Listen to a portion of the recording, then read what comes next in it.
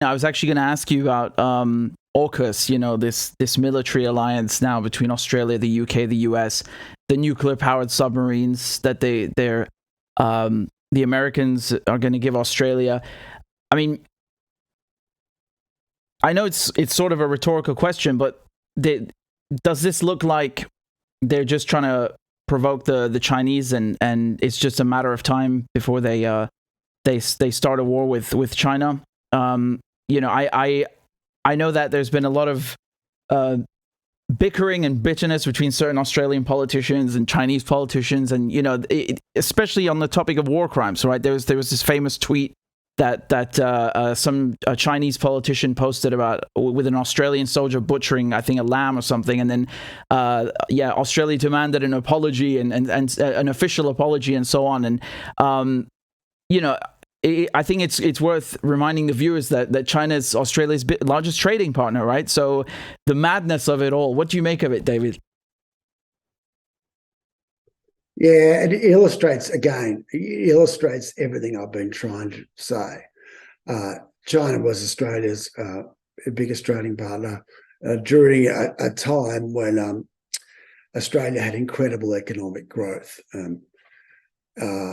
China was good for Australia.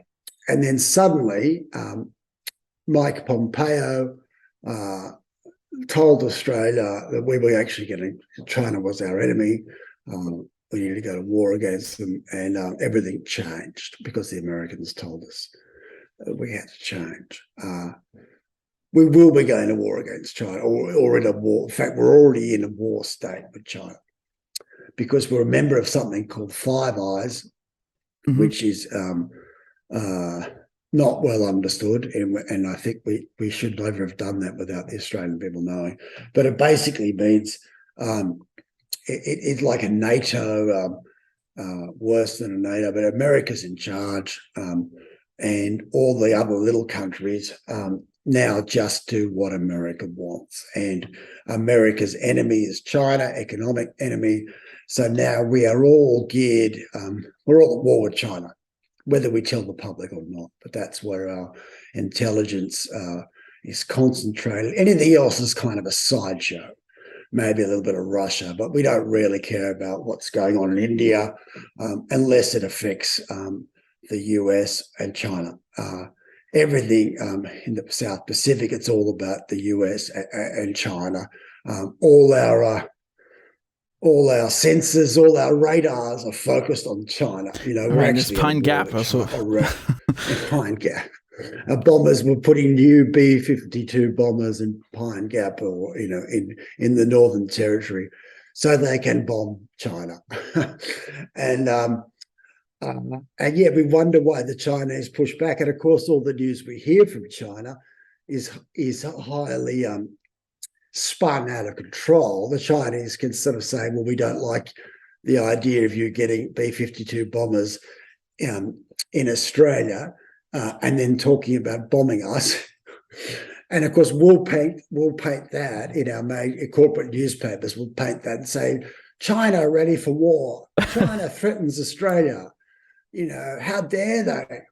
And everything we read about China is propaganda, politicized stuff. And no matter what they say, no matter how reasonably based, no matter how much it is in response to what they see as aggressive measures by us, we paint it as unprovoked aggression by China. And as some people have pointed out, again, it's in the public space, China is not taking over the world, but America is encircling China with bases and right around its territory.